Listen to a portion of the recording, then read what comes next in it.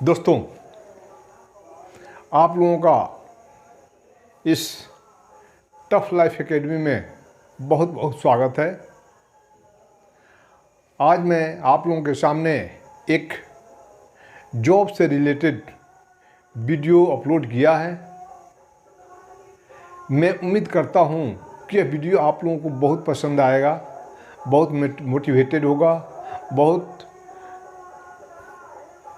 Useful and benefited होगा, खास करके उन स्टूडेंट के लिए जो 10+2 कर रहे हैं या 10+2 कर चुके हैं और नौकरी के लिए नौकरी की तलाश में हैं, नौकरी की तलाश में इधर उधर घूम रहे हैं। तो अब आप लोगों के लिए नौकरी आसान हो चुका है। मैं आप लोगों को इस पे वीडियो बनाया हूँ, मैं आ चुका हूँ। नौकरी कहाँ मिलेगी, कैसे मिलेगी, कैसे अप्लाई करनी है, इन सारी बातों की जानकारी आज हम इस वीडियो में करने वाले हैं। इस डिटेल में आज इस वीडियो में हम लोग चर्चा करेंगे कि कहाँ अप्लाई करना है, कैसे अप्लाई करना है, कहाँ जॉब मिलेगी, किस तरह की जॉब मिलेगी, क्या उसका पे स्ट्रक्चर होगा, क्या उसका जॉब क्राइटेरिया होगा, क्या सिलेक्शन प्रोसीजर होगा। इन सारी बातों के बारे में आज हम लोग डिस्कस करने वाले हैं। तो प्लीज़ इस वीडियो को देखने से पहले लाइक करें, सब्सक्राइब करें तथा बेल आइकन को भी प्रेस करें ताकि आने वाले वीडियो सबसे पहले आप तक पहुंचे और कोई भी वीडियो आपसे मिस ना हो। तो आइए वीडियो शुरू करते हैं।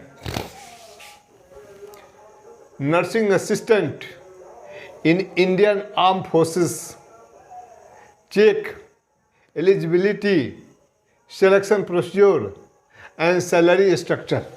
ठीक है, अब हम देखते हैं कि any candidate may apply for nursing assistant job online through the website www.joinindianarmy.nic.in।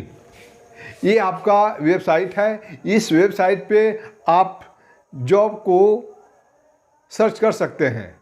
कोई भी जॉब इस पे जो है इस वेबसाइट पे आपको आसानी से दिख जाएंगी। ठीक है, आप देखते हैं eligible criteria to apply for nursing assistant in the Indian arm forces में, इंडियन आर्म फोर्सेस में, आर्मी में, मिलिट्री में, hospital job, nursing job, doctor की जॉब, वाइट कोट में जॉब आपको करने को मिलेगा।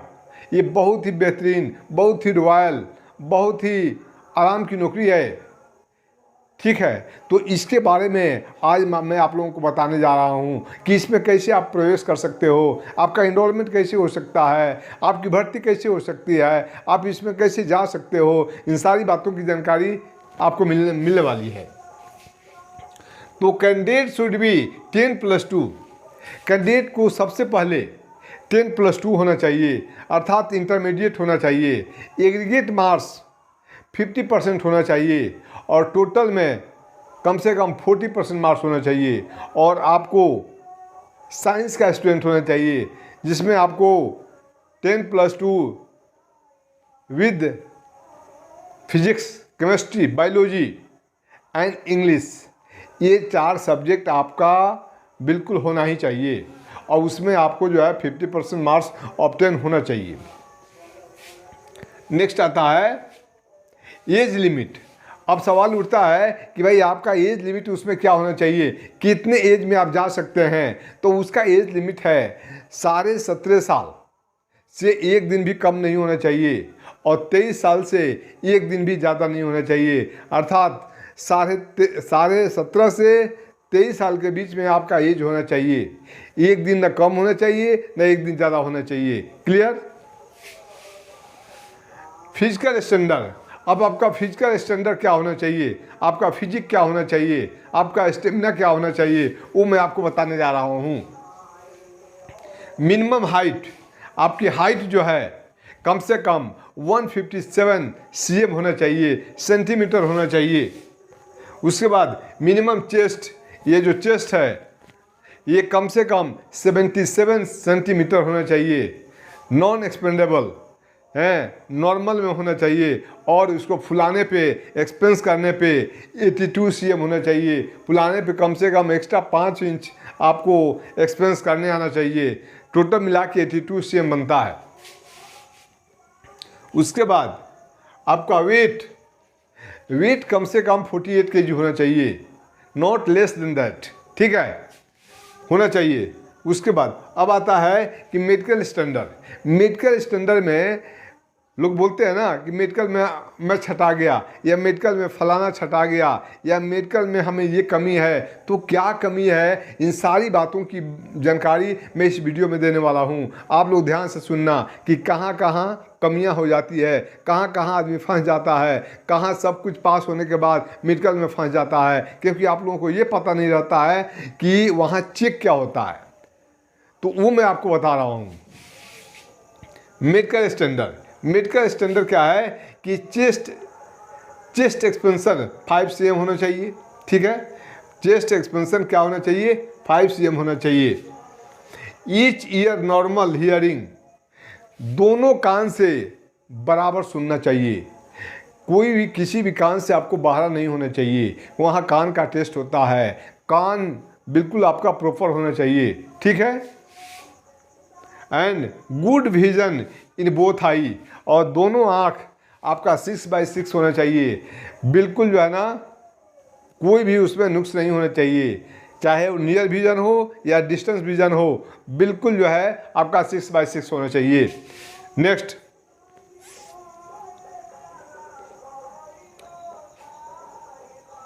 और उसमें एक होता है कि कलर विजन का भी टेस्ट होता है, जिसमें आपको रेड, ग्रीन, ब्लू, ठीक है, रेड, ग्रीन, ब्लू, ये कलर आपको पहचान में होना चाहिए। Recognise white, red and green, उजला, ग्रीन एंड रेड कलर उसमें लिखे रहते हैं, और वो जो है ना अगला पेज पलटते जाएगा, आपको पढ़ाता जाएगा, और वहीं आदमी जो है ना मिस कर जाता है। आदमी का आँख चौंधिया जाता, पता नहीं चलता है कि 9 है या 6 है, 5 है या 8 है, ये पता नहीं चलता, और वहीं आदमी फेल हो जाता है। तो बहुत ध्यान देने वाली बात है, ठीक है। तो और दूसरी बात, sufficient healthy gums and teeth, और जो दांत और गम्स है आपका, गम्स मतलब मसूरा, ठीक है, मसूरा और दांत ये बिल्कुल हेल्दी होना चाहिए, कोई दांत टूटा हुआ नहीं होना चाहिए, कोई दांत मिस नहीं होना चाहिए, गम्स में कोई खोखला नहीं होना चाहिए, ठीक है। ये सब कुछ आपको मतलब हेल्दी बना के जाना है। ये यदि आपका फिट है तो आप जाओ, नहीं फिट है तो फिट करा के जाओ, अदरवाइज वहाँ सब कुछ रनिंग में, फिजिकल में सब निकल जाओगे, मेडिकल में छट जाओगे, कोई फ़ायदा नहीं होगा। इसलिए टोटल में जो बता रहा हूँ ये फिट होने के बाद ही जाना, ताकि जो है जाओ और एक अटेम्प्ट में निकल जाओ, ठीक है। तो healthy gums and teeth must not be deformity of bones, शरीर में किसी भी अंग में, शरीर के किसी भी अंग में जो बोन होता है, जो हड्डी होती है, उसमें कोई डिफॉर्मिटी नहीं होनी चाहिए। क्या है, कोई डिफॉर्मिटी नहीं होनी चाहिए, कोई टूट फूट नहीं होने चाहिए, कोई टेढ़ापन नहीं होना चाहिए, ये हाथ पाँव सीधा होना चाहिए, ये पैर सीधा होना चाहिए, ये बाजू बिल्कुल जो है ना आपका काम करना चाहिए, ठीक है। तो ये सारा जो है ना all organ should be worked out, ठीक है, अपने पोस्टर में होना चाहिए। उसके बाद हाइड्रोसील नहीं होना चाहिए, क्या है, हाइड्रोसील नहीं होना चाहिए, और वेरिकोसील भी नहीं होना चाहिए। हाइड्रोसील, वेरिकोसील एंड पाइल्स मतलब बवासीर, ये सब बीमारी नहीं होनी चाहिए। यदि इसमें से कोई भी आपको पता नहीं है और कोई बीमारी आप लेके गए और सारे में पास हो, तो इसमें फेल हो जाओगे, तो फिर फेल हो जाओगे। इसलिए सारा कुछ इंश्योर होके जाना है कि हाँ मैं बिल्कुल फिट होके जा रहा हूँ मेडिकली, मैं बिल्कुल जाऊँगा तो निकल जाऊँगा, किसी एंगल से मैं छटूँगा नहीं, ठीक है। नेक्स्ट आता है नेक्स्ट आता है सिलेक्शन प्रोसीजर। सिलेक्शन प्रोसीजर क्या है, कैसे सिलेक्ट किया जाता है। तो screening and selection procedure is done yearly through an open rally. तो हर साल जो है इसकी बहाली निकलती है, सिलेक्शन हर साल होता है। कैसे होता है, ओपन रैली। ओपन रैली के माध्यम से आपकी बहाली होती है, हर साल निकलती है। नेक्स्ट होता है the recruitment process is conducted in zonal recruitment. तो ये कहाँ होता है? जेडारो में, बीआरओ में, ठीक है, जोनल रिक्रूटिंग ऑफिस और भारतीय रिक्रूटिंग ऑफिस, ये दो ऑफिस में बहालियाँ होती है, उसके प्रोसेस होते हैं, उसके रिटन एग्जाम्स होते हैं, ठीक है। उसके बाद अब आता है document verification. Document verification, test for physical fitness, document verification, test for physical fitness, physical measurement, medical test, written test, short listing candidate on merit basis. Document verification process include marksheet verification, caste certificate verification. After document verification, eligible candidate are subjected to physical fitness test. ये इतना सब कुछ होने के बाद आपका physical fitness test आपको माना जाएगा कि now you are fit, now you will be selected. Okay. The following test will be included under PFT, physical fitness test. PFT का मतलब फिजिकल फिटनेस टेस्ट, ठीक है। तो उसमें रनिंग कितनी होती है? 1.6 किलोमीटर रनिंग होगी। पुलअप्स मतलब बीम, ठीक है। बीम आपको लेने पड़ेंगे कम से कम 8 से लेकर 10 तक, 8 से 10 आपको पुलअप करना पड़ेगा, ठीक है। For strength 9 feet ditch. 9 feet ditch का मतलब होता है 9 फीट गड्ढा आपको जंप करना पड़ेगा, ठीक है। 9 फीट गड्ढा जंप करना पड़ेगा। Zig zag balance for ability, zig zag दौड़ना पड़ेगा, ठीक है। जिग जैग ये एक टेस्ट होता है, इस टेस्ट को भी आपको पास करना होगा। The next process is written exam of 2 papers. Last में जो है ना आपका रिटन एग्जाम होगा। जब सारे में आप निकल जाओगे उसके बाद आपका रिटन एग्जाम होगा, ठीक है। वो रिटन एग्जाम 2 पेपर्स का होता है, ठीक है। वो रिटन एग्जाम 2 पेपर्स का होता है। उसके बाद अब आ जाता है सैलरी। क्या आता है? सैलरी। अब आप सिलेक्ट हो गए हो, सिलेक्ट होने के कगार पे आ गए हो या सिलेक्ट होने वाले हो, जब आपकी तैयारी चल रही है तो मैं मान के चलता हूँ कि आपकी सिलेक्शन होगी ही होगी। मेहनत करोगे सिलेक्शन होगी। दुनिया की सिलेक्शन हो रही है, आपकी भी होगी। आप बिल्कुल आप मनोबल बना के रहो, कभी भी निराश नहीं होना, हमेशा ताकत से रहो, हमेशा एक्सरसाइज करते रहो, हमेशा प्रैक्टिस में रहो। Must will get success. Okay. अब आती बात कि सैलरी आपको कितनी मिलेगी। Salary structure, after enrolment in nursing job is entitle to get basic pay approx ₹23,000। जब आप इनरोल हो जाओगे, जब आपकी बहाली हो जाएगी, जब आपकी भर्ती हो जाएगी, उस समय आपका बेसिक पे कितना? 23,000 एज पर 7th पे कमीशन के हिसाब से बेसिक पे हो जाएगा। बेसिक पे के अलावा भी बहुत सी चीज़ें होती है, जैसे उसमें डियरनेस अलाउंस है, उसमें हाउस रेंट अलाउंस है, उसमें चिल्ड्रन एजुकेशन अलाउंस है। ये सारा कुछ अलग से मिलता है। उसके अलावा भी कुछ है, जैसे with other facilities such as free ration. आपको फ्री राशन मिलेगा, ठीक है। राशन मनी मिलेगा, राशन नहीं लोगे राशन मनी मिलेगा, ठीक है।